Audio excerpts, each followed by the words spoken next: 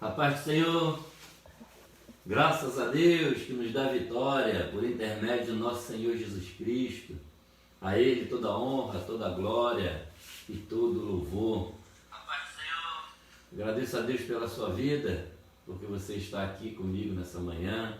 Na verdade, eu quero te convidar, como havíamos combinado ontem à noite, naquele culto abençoado, que hoje às 10 horas nós estaríamos tirando um tempo com Deus pela manhã, para falarmos um pouco sobre a palavra do Senhor, sobre o seu reino. E hoje nós temos um tema muito bom, que fala sobre a humanidade de Jesus, Jesus, o homem perfeito. Eu tenho certeza que vai ser bênção para a edificação das nossas vidas, o nosso conhecimento acerca do nosso Deus. Eu louvo a Deus pela sua vida, eu louvo a Deus por esse tempo. Vamos aguardar um minutinho, ver se alguns irmãos vão chegando.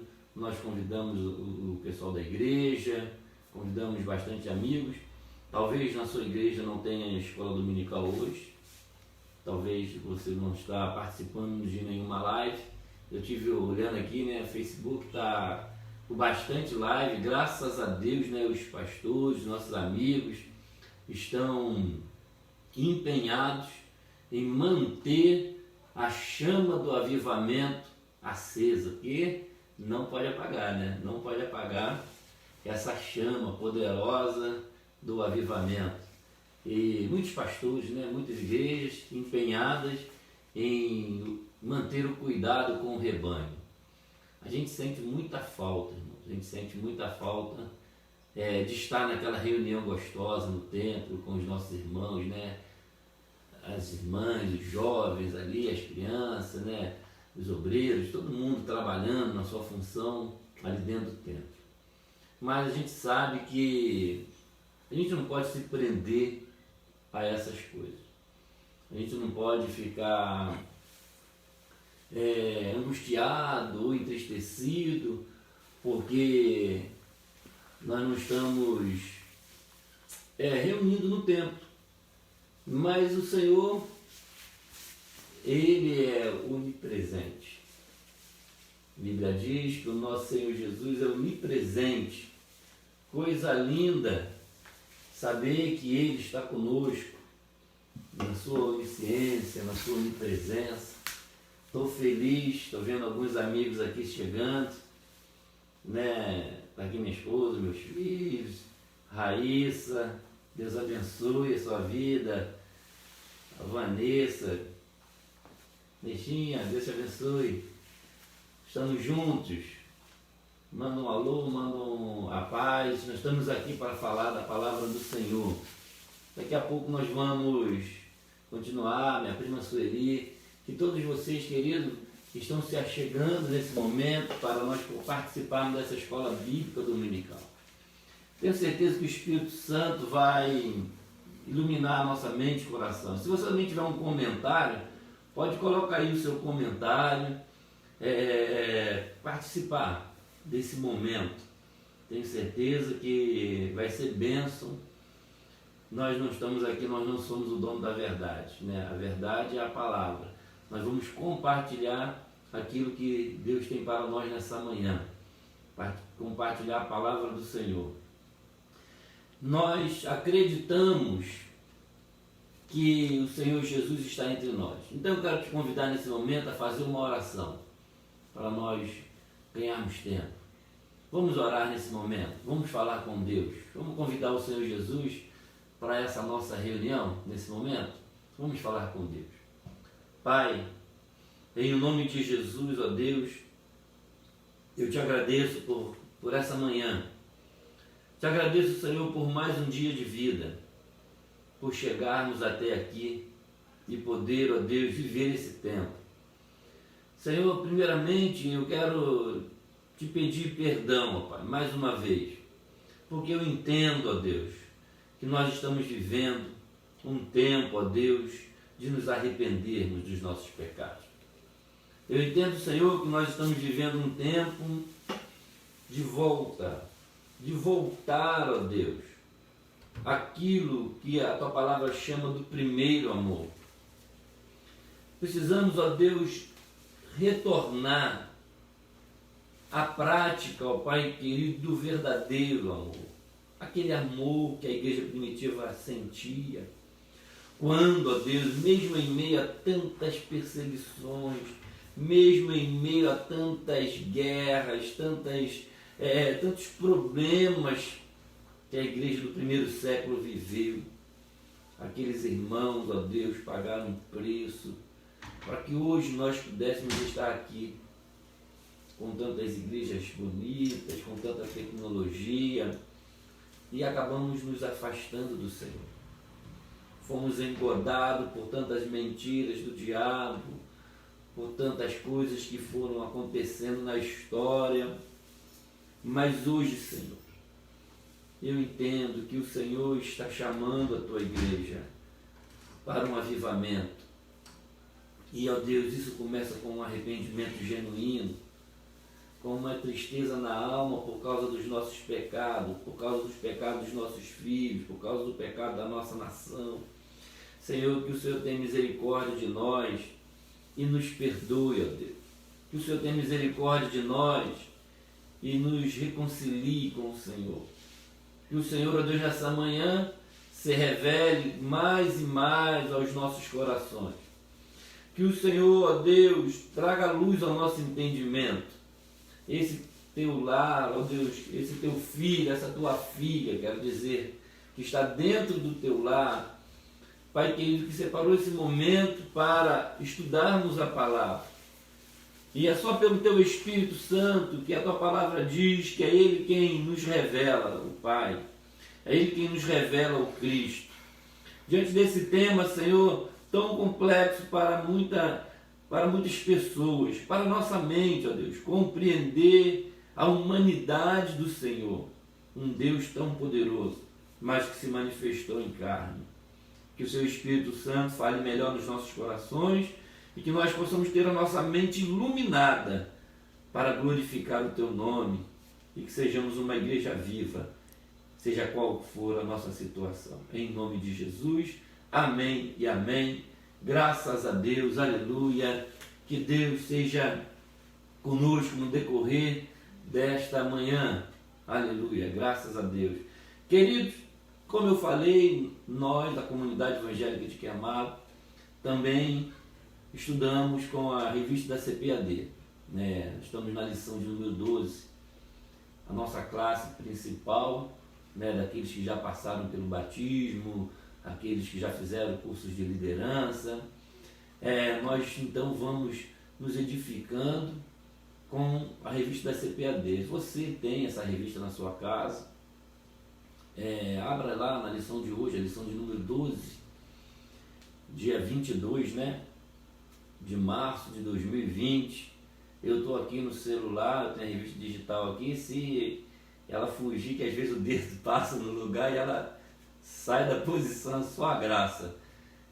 Mas vamos tentar minimizar os erros aqui. Mas nós estamos aqui na lição de número 12, é muito gostoso, querida escola dominical.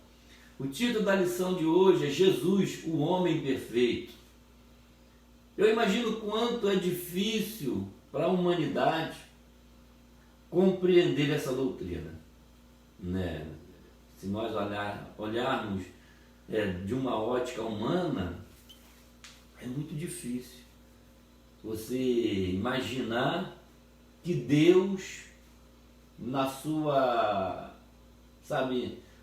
toda a sua glória, em toda a sua majestade, honra, como diz João, que no princípio o Verbo estava com Deus, o Verbo era Deus. E Deus, na sua magnitude e excelência, se esvaziar e se manifestar em forma de homem. Não é fácil. Se não for revelado pelo próprio Deus, nós não vamos compreender. A divindade manifestada na carne. Isso, querida, é tão difícil, principalmente para o judeu. né? E por causa disso Jesus também foi crucificado. É difícil para muitas pessoas, porque, olha, você olhar para um homem e dizer aquele homem é Deus é um assunto complexo. E aí a gente precisa da revelação do Espírito Santo. Mas hoje nós não vamos falar da divindade, vamos falar da humanidade. E o que é o inverso? É você imaginar que Deus vai vir na Terra. É você imaginar que Deus vai virar homem, como eu e você, se tornou homem. Nasceu de uma mulher.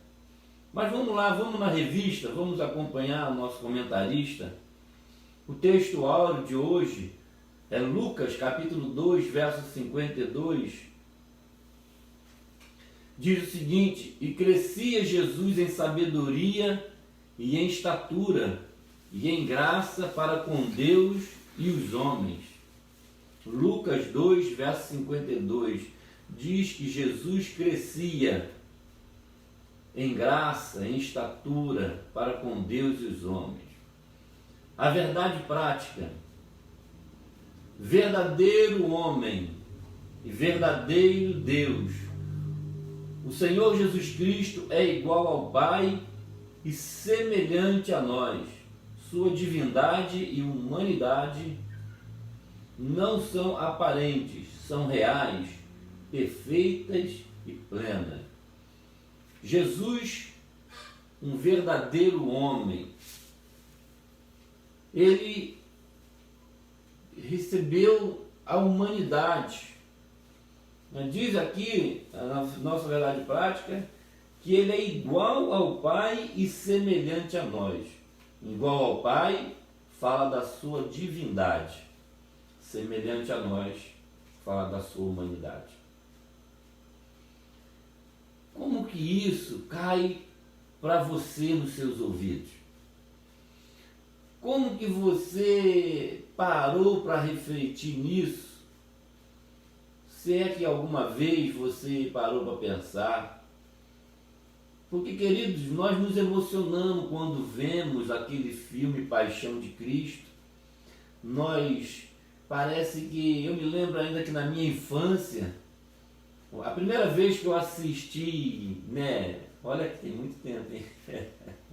Faz muitos anos que eu assisti esse filme. Eu tenho memória, né? Nossa memória é um negócio fantástico. Eu me lembro a primeira vez que eu tenho memória de que eu assisti esse filme. Eu estava na casa de uma tia minha, que hoje já dorme com o Senhor, né? Minha tia Isolina. Eu era pequeno. A gente estava numa tarde lá, não posso precisar o ano, mas eu estava lá e estava passando, não sei se era Páscoa, não sei que período que era, mas de tempos em tempos, né? Nessa época passa esses filmes. E aquela época não era preto e branco, olha, estou falando dos anos 80, hein? Bem lá no início dos anos 80. E eu estava lá assistindo, eu era criança, mas eu chorei muito.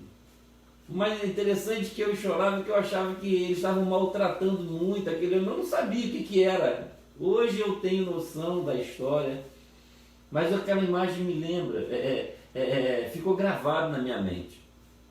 Eu vendo aquele filme daquele homem que era bom, que era Jesus, né? Que conheci que era Jesus. Mas eu não entendia por que estavam batendo nele, por que estavam maltratando ele. E aquilo me emocionou tanto, isso está na minha memória até hoje. Na casa da minha tia Isolina, em Austin. Eu chorava amargamente. Sentia aquela dor, engraçado. Isso ficou na minha memória. E depois eu cresci e fui entender que aquele ali era o meu Senhor.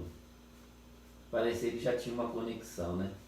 Mas era um choro de pena, um choro de criança, de ver a maldade sendo feita com aquele homem. Isso, aquele homem, porque Jesus era homem. E aquele momento reflete, remete para nós, remete essa natureza humana, a dor, o sofrimento, a angústia que aquele ser estava passando. Lembra alguns momentos antes, quando ele vai orar e ele vai pedir: Senhor, Pai, se for possível, passa de mim este cálice. O Senhor Jesus já estava sentindo angústia na alma, porque ele era homem, querido. Mas vamos ler, vamos continuar lendo aqui a leitura bíblica em classe, para nós não perdermos muito assim o rumo da mensagem. Deixa eu colocar meu óculos aqui que eu estou ficando já carente do auxílio aqui do óculos. Leitura bíblica em classe de hoje, Lucas capítulo 2, versos do 40 ao 52. Achou aí na sua Bíblia? Deixa eu dar um minutinho para você procurar aí. Lucas capítulo 2, verso 40, a partir do versículo 40. Então, quando a gente fala da humanidade de Jesus, a gente deve estar focado nisso, de que, embora ele seja Deus 100%, ele também é homem. E a prova disso foi toda a dor, todo o sofrimento, toda a paixão que ele sentiu. Outra coisa, deixa eu te dizer, vamos lá, prontos para ler? Quem achou, diga amém. Quem não achou, diz escola dominical. Ai, que maravilha, que experiência tremenda, hein? Quero ver quantos irmãos da igreja estão aí, hein? Vou cobrar, hein? Vou cobrar quem não tiver presente aí. Quem achou aí, ó? Lucas 2, verso 40. Quem achou, diga amém. Quem não achou, diga escola dominical. Tá na hora, hein? Abriu a Bíblia? Vamos ler. E o menino crescia e se fortalecia em espírito, cheio de sabedoria, e a graça de Deus estava sobre ele. Ora, todos os anos iam seus pais a Jerusalém na festa da Páscoa. E tendo ele já 12 anos, subiram a Jerusalém, segundo o costume do dia da festa. E regressando eles, terminados aqueles dias, ficou o menino Jesus em Jerusalém, e não souberam seus pais. Pensando, porém, eles que viria de companhia pelo caminho, andaram o caminho de um dia e procuravam-no entre os parentes e conhecidos. E como o não encontrasse, voltaram a Jerusalém em busca do menino. E aconteceu que, passado 3 dias, o acharam no templo, assentado no meio dos doutores, ouvindo-os e interrogando-os. E todos os que ouviam admiravam a sua inteligência e respostas. E quando ouviram, maravilharam-se e disse-lhe sua mãe: Filho, por que fizeste assim para conosco? Eis que teu pai e eu, ansiosos, te procurávamos. E ele lhes disse: Por que é que me procuráveis? Não sabeis que me convém tratar dos negócios de meu pai? E eles não compreenderam as palavras que lhes dizia. E desceu com eles e foi para Nazaré, e era-lhe sujeito. E sua mãe guardava no coração todas essas coisas. E crescia Jesus em obediência, em estatura e em graça para com Deus e os homens. Amém? Até o verso 52. Querido, que episódio tremendo. Que episódio tremendo. Agora, o Senhor Jesus, numa das festas, diz o texto sagrado que ele tinha 12 anos, numa das festas que anualmente as famílias em Israel, todos os anos, ia para a festa em Jerusalém. Eram grandes eventos, né, de celebração, festa do tabernáculo, festa da Páscoa, festa do Pentecoste. Era uma série de eventos e as famílias elas vinham participar desses eventos pelo menos uma vez por ano. Os que moravam mais distante, a família de Jesus morava em Nazaré. Ele nasce em Belém da Judéia, foge para o Egito, depois ele vai morar em Nazaré, por isso que ele é chamado Jesus de Nazaré, né? Uma região carente, uma região discriminada daquela época, né? Em função talvez da classe social, né? O Senhor Jesus, ele era um rei pobre, humanamente pobre, filho de um carpinteiro. Uma vez um dos discípulos falou: olha, achamos o Messias. E aí Natanael vai dizer: da onde ele vem? Ele vem de Nazaré. E vem alguma coisa boa de Nazaré? Então, Jesus era de Nazaré porque ele foi criado lá. Diz o texto sagrado aqui, era muito claro, que ele crescia em sabedoria lá em Nazaré, né? Desceu com eles e foi para Nazaré. Por isso nós chamamos de Jesus de Nazaré, um homem simples. E aí, queridos, esse menino ainda com 12 anos, ele vai ficar ali envolvido, né, já despertando nele o ministério do ensino, o ministério que Deus tinha reservado para ele. E ele, um menino estudioso, eu imagino que Jesus gostava de ler, gostava de estudar, gostava de meditar nas coisas do Senhor. Ele tinha muito conhecimento já acerca das coisas de Deus. Diz o texto sagrado que ele ficou no templo discursando com os doutores da lei. E eles ficavam ali admirados com a inteligência daquele menino. É muito bacana quando a gente vê algumas crianças inteligentes, né? Hoje em dia é muito comum você ver essas crianças aí, as pessoas acabam colocando até na internet, né, a inteligência de algumas crianças. E Jesus, ele era assim, dotado de uma inteligência, imagino, com inteligência sobrenatural. Para uma criança da sua idade, o texto deixa claro que eles ficavam admirados. A família de Jesus vai embora, caminhando, né, no meio daquela multidão, e depois de algum tempo eles observam: cadê o menino? Cadê Jesus? E procura Jesus aqui, procura Jesus ali. Jesus não estava lá. Coisa típica de criança, né? Criança é assim, se você descuida, tu imagina, né, uma multidão caminhando, e aquela criança brincando, conversando entre as crianças, imagina que essa criança vai desaparecer em algum momento. Só que Jesus não estava no meio da multidão, Jesus agora ficou em Jerusalém, conversando com os doutores. E eles voltam, encontram Jesus, e Jesus então vai dizer essa frase para sua mãe, né? Por que é que me procuráveis? Não sabeis que me convém tratar dos negócios do meu Pai? E Jesus começa a lhe revelar, então, o seu ministério, né? Por que ele estava aqui na terra. E eles ficaram um pouco sem entender, mas Jesus volta então, porque Jesus era obediente.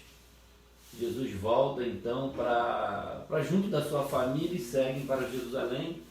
E o texto sagrado dizendo que ele crescia em sabedoria, estatura, graça para com Deus e com os homens. Jesus então agora dá um exemplo para as nossas crianças, dá um exemplo aos nossos filhos, dá um exemplo de que, embora ele fosse Deus, embora ele fosse Deus, embora ele soubesse da sua natureza, mas ele era homem. E como homem, nesse momento, ele era filho de Maria e de José.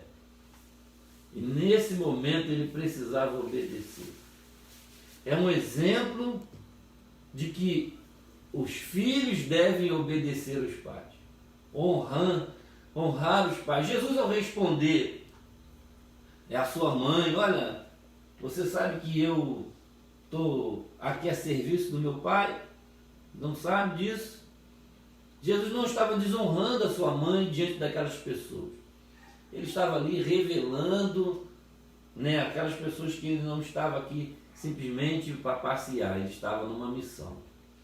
Mas logo ele vai honrar os seus pais e seguir com eles para Nazaré. Então fica aí um exemplo de que o Deus menino, se é que nós podemos dizer assim, não sei, talvez você não concorde com esse termo, mas o Deus que agora é manifesto em menino era obediente, era submisso às autoridades. É um exemplo para o homem, é um exemplo para o filho, para o adolescente, para a criança, que, olha, Jesus obedecia aos seus pais. Jesus em tudo era sujeito. Isso quer dizer alguma coisa para você? Você que ainda é filho, você, quer dizer, todo mundo é filho, né?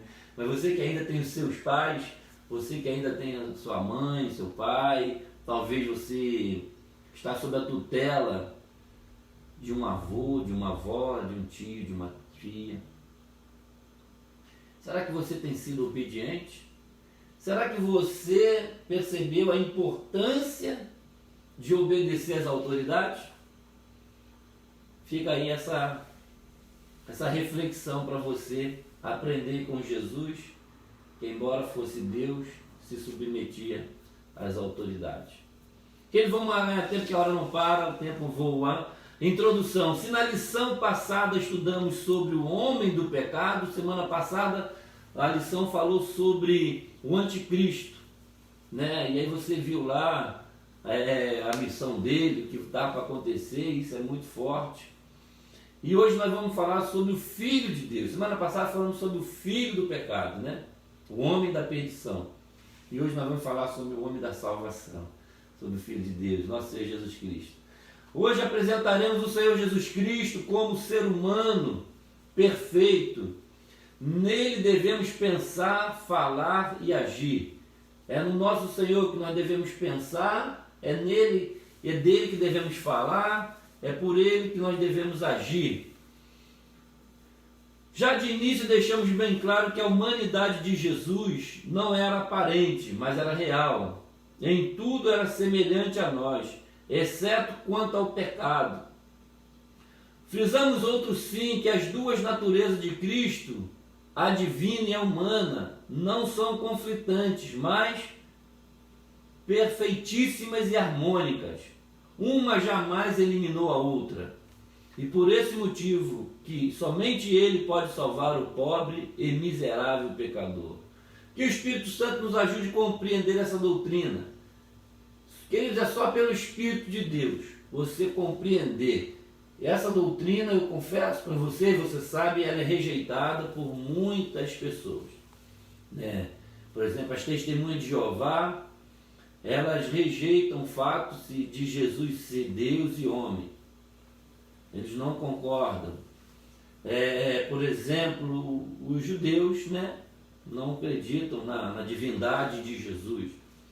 E questionam também a sua humanidade. Então, querido, é uma doutrina bíblica real, mas para muitos de difícil compreensão, porque é aquele a quem Deus revelar. Jesus, o verdadeiro Deus. Primeiro ponto aí. Professamos que o Senhor Jesus era e é perfeitamente humano e perfeitamente divino.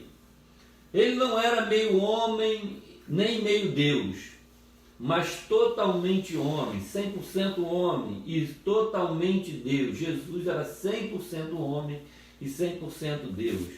Neste tópico enfocaremos a divindade de Jesus. Jesus era eterno.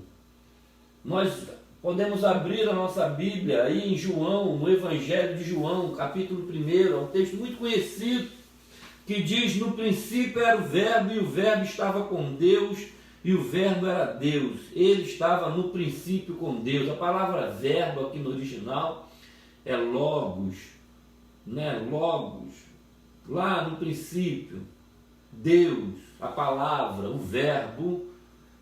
E aí Jesus diz que ele, o Cristo, era o Verbo, ele era Deus. E ele estava com Deus. Se o Senhor Jesus, como unigênito de Deus, não somente é eterno, como também é o Pai da própria eternidade. Isaías, capítulo 9, verso 6. Antes da sua encarnação, ele estava no Pai e o Pai o criou, e ele criou todas as coisas. Aí, como nós lemos agora, João 1, verso 3, olha, nele estava a vida, e a vida era a luz dos homens. No verso 3 diz, melhor, todas as coisas foram feitas por ele, e sem ele nada do que foi feito se fez. Então, o Cristo, o Verbo manifestado, era Deus. Todas as coisas foram feitas por ele. Está aí bem claro na palavra do Senhor. Suas atividades eternas são lindamente descritas no capítulo 8 de Provérbios. Se você for lá para o capítulo 8 de Provérbios, vamos correr rápido aqui. Não pode botar a mão na boca, tá, querido? Perdão aí. Estamos em tempo de quarentena e cuidado. Mas eu lavei a mão hoje já, fica tranquilo. No capítulo 8 de Provérbios, diz que fala um pouco descreve as suas atividades eternas. Eu não vou ler, é muito extenso, mas diz no verso 22, o Senhor me possuiu no princípio de seus caminhos, desde então e antes das suas obras, desde a eternidade fui ungida, desde o princípio, antes do começo da terra. Então veja bem que na eternidade, lá no princípio, Deus, em Jesus manifesto ali, ainda na eternidade, ele já trabalhava. Por isso que João escreve, olha, ele estava no princípio. Ele fez todas as coisas, sem ele nada do que foi feito se fez. Então nosso Senhor Jesus, embora fosse humano, ele também era Deus e estava na eternidade. Os seus atributos, as suas grandezas e perfeições. Jesus Cristo é a fonte da vida. João 1,4, como nós lemos aí. Nele estava a vida, e a vida era a luz dos homens. Ele era a fonte da vida. Logo, ele tem vida em si mesmo. João 5,16. Ele tem jeito lá. João 5,16. E por essa causa os judeus perseguiam e Jesus procuravam matá-lo, porque já fazia estas coisas no sábado. Ele tem a vida em si. Então, queridos, o próprio Cristo, ele gera a vida. É isso que o texto sagrado está dizendo. E as pessoas tentavam matá-lo, as pessoas perseguiam ele por causa dessa declaração que ele fazia. Porque ele se dizia Deus. Porque ele fazia milagres que somente Deus podia fazer. Como que ele podia expulsar um demônio? Como que ele podia curar um enfermo? Dar vista ao cego? Homem nenhum fazia essas coisas. Alguns sinais eram feitos por alguns profetas, né? Como Elias, como Eliseu, fizeram grandes sinais. Mas Jesus, ele vem e não é alguns sinais isolados, são grandes sinais, são grandes obras que acontecem naqueles dias. E ali, aqueles homens, então, vão identificá-lo como Deus, vão identificá-lo como Senhor. Mas ao ele declarar publicamente, quando ele começa a declarar isso, aí vem a perseguição. Aí a Bíblia diz aqui em João 5,16 que por causa disso os judeus perseguiam a Jesus e procuravam matá-lo. Porque ele fazia essas coisas ainda no sábado. Então, querido, veja bem o que está acontecendo. Um homem se declarando Deus. Você percebeu o quanto isso era muito difícil para um judeu? Que adorava Deus, que adorava só Jeová, né? Elohim, um único Criador dos céus e da terra. De repente, ele olha um homem comum, um filho de um carpinteiro, um homem que aparentemente não tinha nada de sobrenatural na sua cabeça, era um homem de dores, um homem experimentado. E de repente aquele homem se revela como Deus. Aquela revelação, embora tantas obras, tantos milagres, aquelas pessoas ficaram muito confusas. E ainda hoje muitas pessoas ficam confusas, né? E tentam questionar Deus. Será que é verdade que aquele homem era Deus? Mas aquele da Bíblia diz, e a história conta, que ele era Deus. E que ele foi visto depois da ressurreição por centenas de pessoas. Pelo menos uma centena de pessoas. Enxergaram, ou seja, contemplaram Jesus vivo depois de morto. Por isso que Paulo, ele vai dizer que se Jesus não ressuscitou, é vã a nossa pregação. Que se ele ainda estiver morto, de que adianta a gente ficar aqui pregando? É só mais um homem morto. Mas não. Os escritores, os apóstolos morreram, deram a sua vida por essa verdade. Ninguém iria morrer por uma mentira, mas eles morreram, eles declararam: olha, eu vi o Senhor ressuscitado, eu vi ele ressurreto, nós sepultamos e ele saiu de lá de dentro sozinho, a pedra foi removida, nós vimos a sua glória, nós vimos ele vivo, o Cristo ressuscitou. Isso que lhe der base da nossa fé, porque ele era homem, e eles sabiam que ele era homem. Lembra de Tomé, numa daquelas reuniões? Tomé, eu não estava presente no culto. Tomé falta aquela reunião, né? E Tomé passa então a duvidar.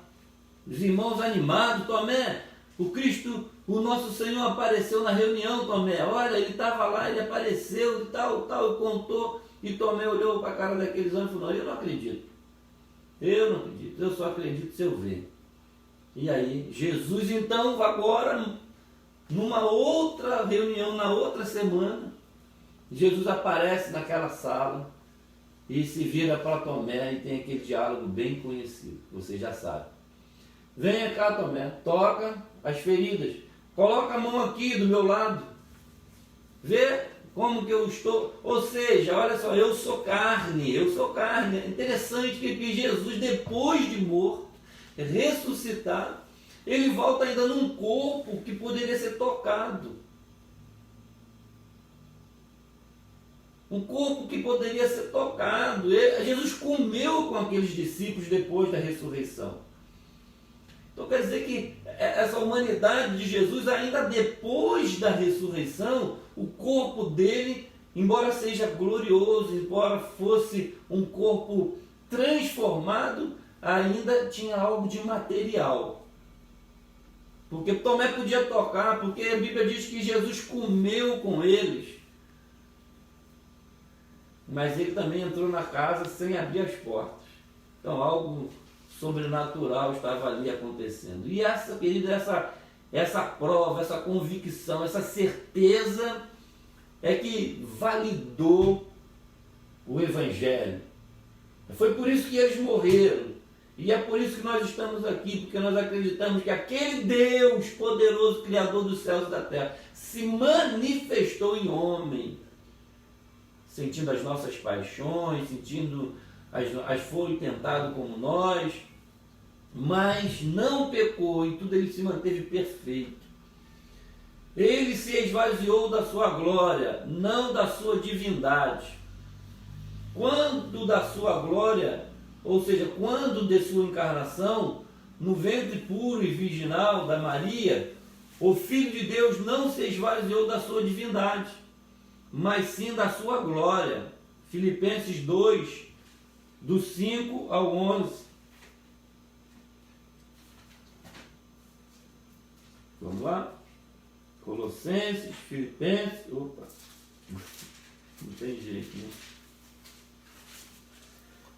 Filipenses 2,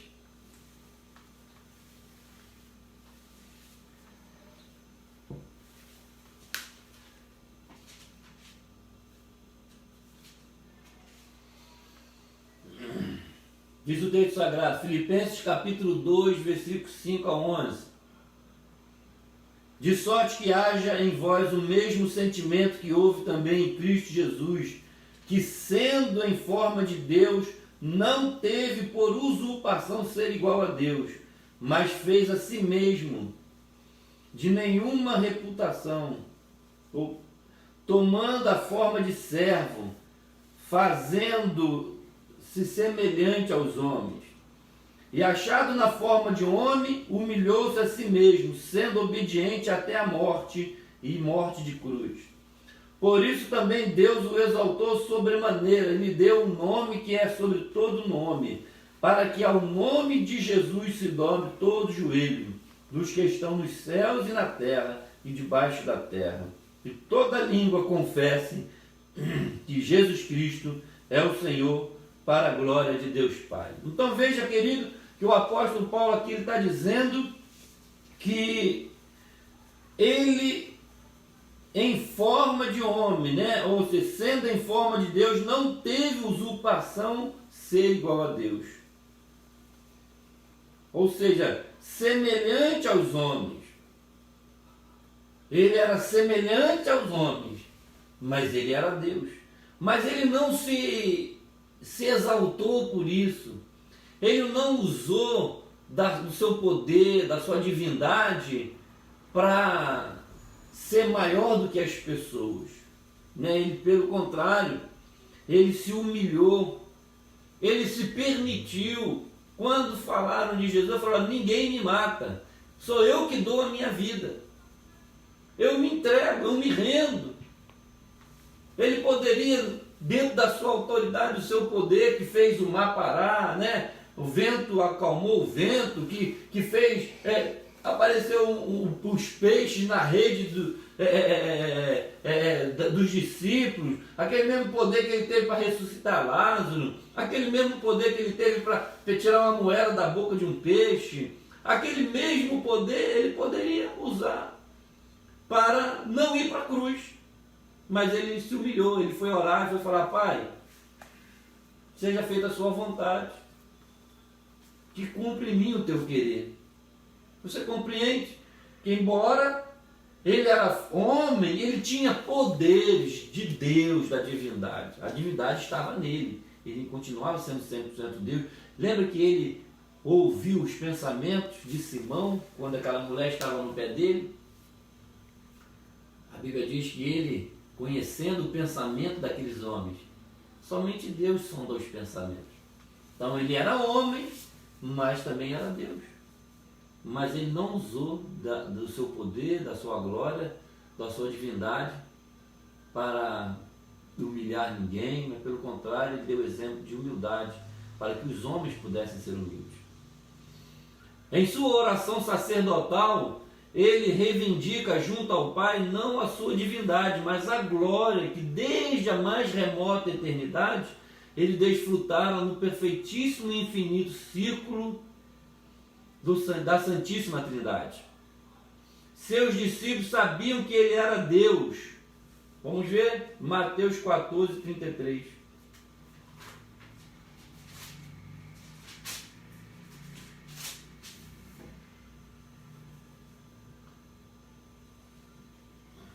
Mateus 14, 33. Então aproximaram-se os que estavam no barco e adoraram, dizendo: és verdadeiramente o Filho de Deus. Logo depois do episódio, né, de que ele acalma o vento. Então as pessoas, os seus discípulos, reconheciam como Deus, embora estava diante deles um homem que sentia desejo, que tinha fome, que tinha sede, que chorava, que sentia frio, que dormia, sonhava, né? Diga assim, deitava lá no barco para dormir, para descansar. Teve pai, teve mãe. Então, querido, Jesus era 100% homem, mas também era 100% Deus. A segunda parte, querido, da lição aqui fala sobre o verdadeiro homem.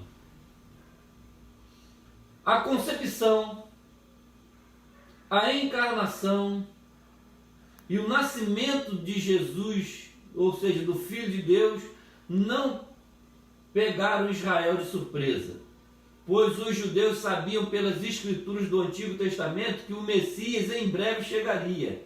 Aliás, o mundo daquela época, né, ele foi preparado por Deus para receber Jesus. Infelizmente, né, nós dizemos assim, os judeus, apesar de todas as evidências bíblicas, vieram a rejeitá-lo. Na verdade, eu não diria nem que infelizmente, fazia parte do plano de Deus, né? Ele foi rejeitado pelos judeus, né? João também escreve isso, que veio para os seus e os seus não o receberam. Mas a todos quantos o receberam, foi-lhe dado o direito de serem chamados filhos de Deus. Então, querido, era plano. A rejeição dos judeus foi algo, né, eu diria que quase que necessário. Porque para um judeu acolher um homem como Deus era algo que seria como que uma idolatria. Então, eles tiveram que receber Jesus depois da ressurreição. Depois da ressurreição, né, Jesus então vai se revelar como Deus, e muitos dos judeus então vão reconhecer que aí vem a pregação do Evangelho, e agora eles compreendem que não era um homem qualquer, era o Deus manifesto, e muitos judeus se converteram a Jesus. Até hoje muitos judeus vêm se convertendo ao Senhor Jesus, que naquela época houve a rejeição, mas depois dos apóstolos muitos outros judeus receberam Jesus como Salvador. Ele estava no seio do Pai. Antes da sua encarnação, o Senhor Jesus achava-se no seio do Pai. Mas não devemos supor que ele estivesse inativo. Pelo contrário, sendo ele eterno e o Pai da eternidade, participou ativamente da criação do mundo. Foi o que nós já lemos por João, capítulo 1, verso 3. Todas as coisas foram feitas por ele, e sem ele nada do que foi feito se fez. Então Jesus estava na eternidade. Quando Jesus, homem, é gerado, não está gerando Jesus Deus também não. Isso é uma confusão para muita gente, principalmente os testemunhos de Jeová, que diz que Jesus foi criado por Deus. Então ele não pode ser Deus. Você veja o quanto essa doutrina é errada. Dizer que Jesus era filho de Deus, não era Deus, porque ele nasceu, ele foi criado.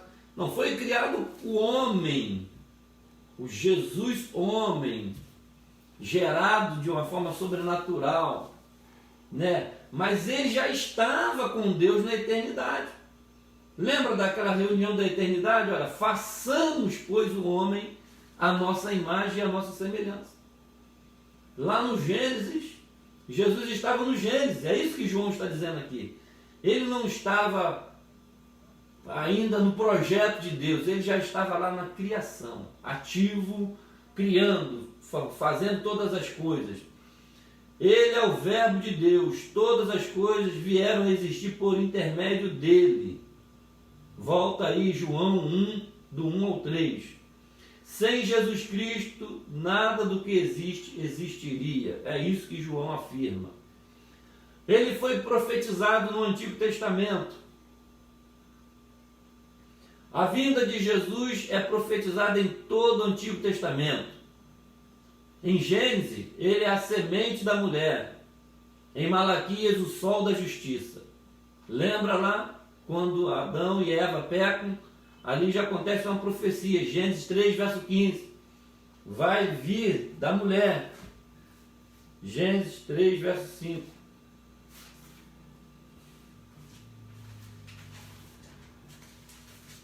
O que diz aí Gênesis 3, verso 15, melhor dizendo?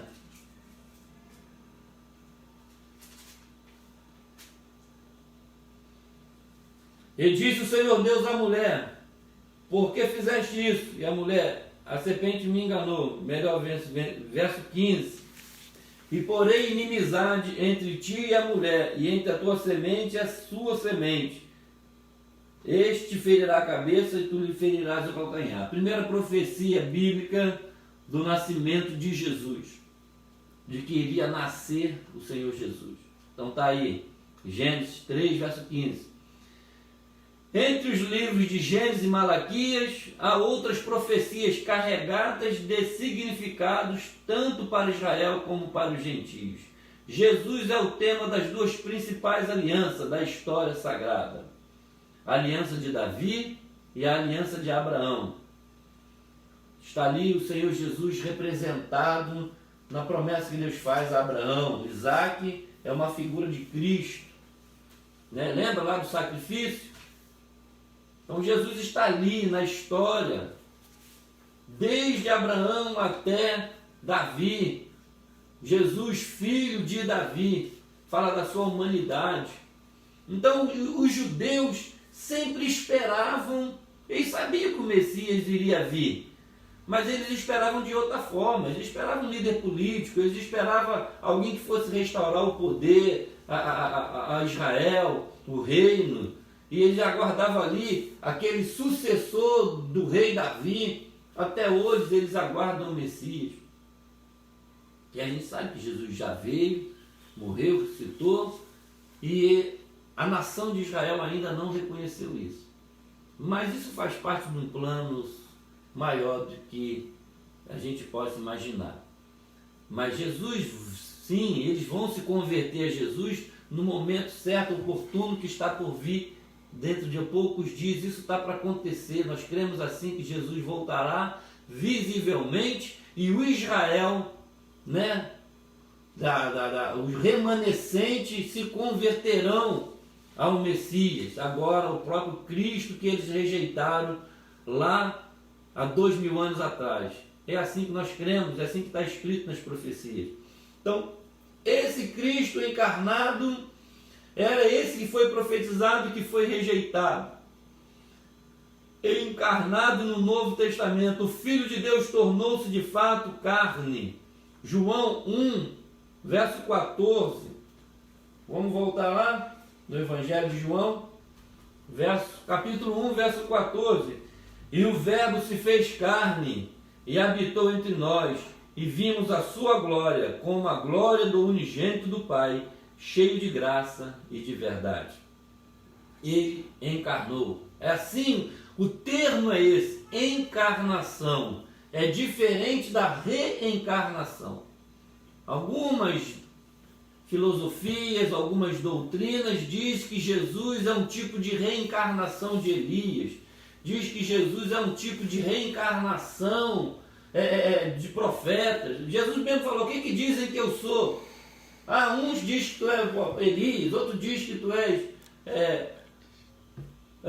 um profeta, outros dizem, e vão dizendo aí.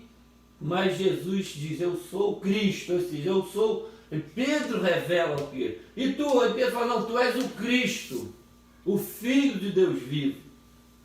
Então, Pedro revela o Cristo, ou seja, Pedro revela o Messias, né? Mas o Messias é encarnado, não reencarnado. Ele era o próprio Deus encarnado. Tá bom, querido? Sentiu nossas dores e incômodos, teve fome, teve sede, no jardim da agonia experimentou uma profunda tristeza. Lembra da oração de Jesus? Chorou, lágrimas, suor, gotas de sangue. A nossa semelhança, a nossa humanidade. Jesus era completa, ou seja, a humanidade de Jesus, melhor corrigindo, a humanidade de Jesus era completa, semelhante à nossa. Ele tinha corpo, alma e espírito. Mateus 27, 58, Marcos 14, 34 e Mateus 27, 50. Concluindo, afirmamos que a humanidade de Jesus era perfeita, em nada diferia da nossa, exceto quanto ao pecado. Ele não estava sujeito quer ao pecado original, quer ao experimental. Então Jesus, ele não ia pecar, porque ele sabia da sua missão, ele sabia quem ele era. Como Deus, ele não iria pecar, mas ele sofreu, ele sentiu na pele para ser o nosso sumo sacerdote. O escritor aos Hebreus fala disso, né? Ele sentiu na pele o nosso sofrimento, a nossa dor, a nossa angústia, sentiu as nossas aflições, para que ele pudesse ser sacerdote dos homens. Ele precisava passar por isso, mas isso não o levaria a pecar, porque ele também sabia que ele era Deus e quem ele era. Tanto que ali na tentação ele vence o diabo com a palavra, porque ele sabia quem ele era. Jesus nasceu na plenitude dos tempos. Ao escrever aos Gálatas, Paulo afirmou que, vindo a plenitude dos tempos, Deus enviou seu Filho, nascido de mulher, nascido sob a lei, para remir os que estavam debaixo da lei, a fim de recebermos a adoção dos filhos de Deus. Querido, Deus preparou o mundo da época para receber Jesus. O mundo falava um só idioma. A primeira vinda de Jesus é marcada por isso. E por isso que nós entendemos que a segunda vinda de Jesus está muito próxima. Por quê? Na época, o mundo era liderado por um império romano que preparou o mundo para a pregação do Evangelho. O mundo falava uma língua só, que era o grego. O mundo era helenizado. Era um tipo de globalização daquela época. O mundo estava sintonizado, estava todo mundo debaixo de uma, como o que nós chamamos hoje de globalização, né? Essa coisa de que todo mundo andava para todos os lados, a língua, o governo,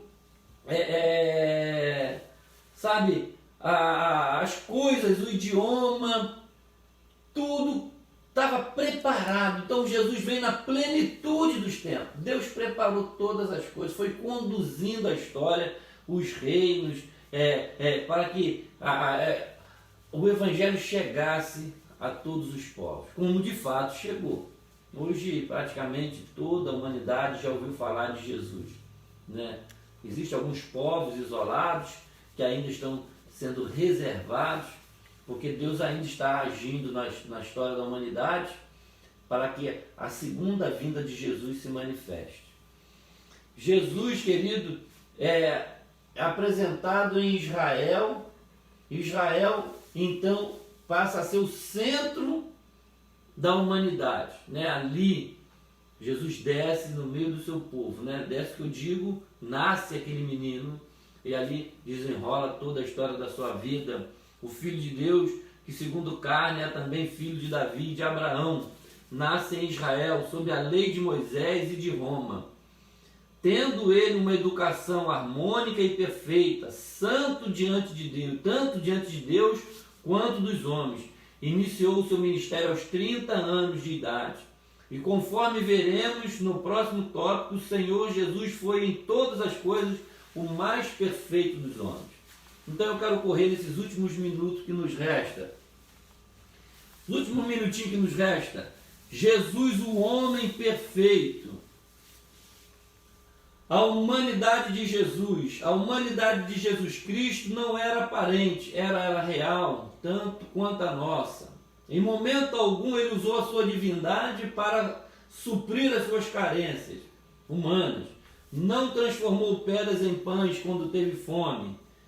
Não fez brotar água da rocha para aliviar também a sua sede.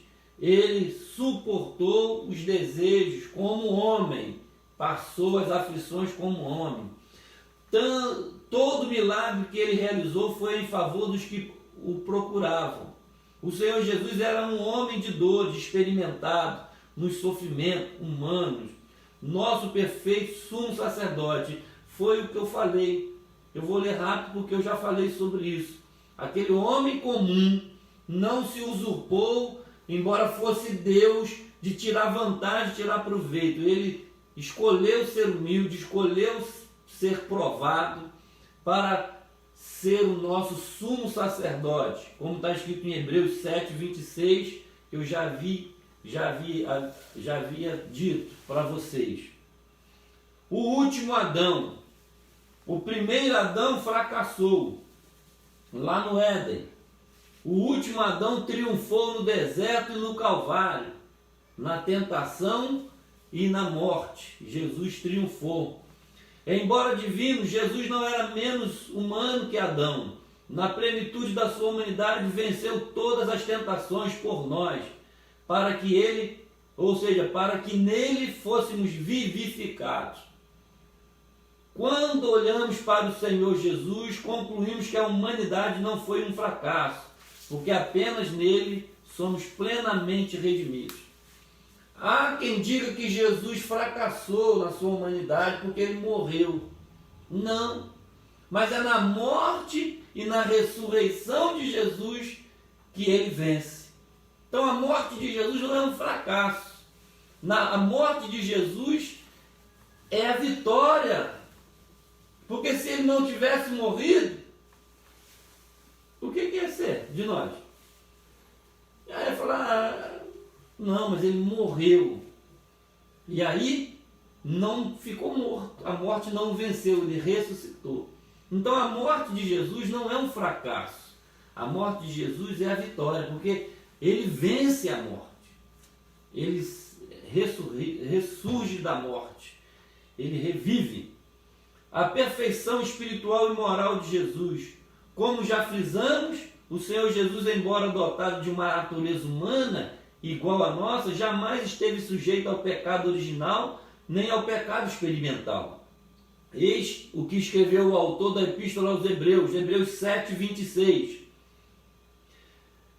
Porque nos convinha tal sumo sacerdote santo, inocente, imaculado, separado dos pecadores e feito mais sublime do que os céus. Então veja bem que o escritor aos Hebreus diz que ele era o nosso sumo sacerdote, santo, inocente, imaculado, separado dos pecadores e feito mais sublime do que os céus.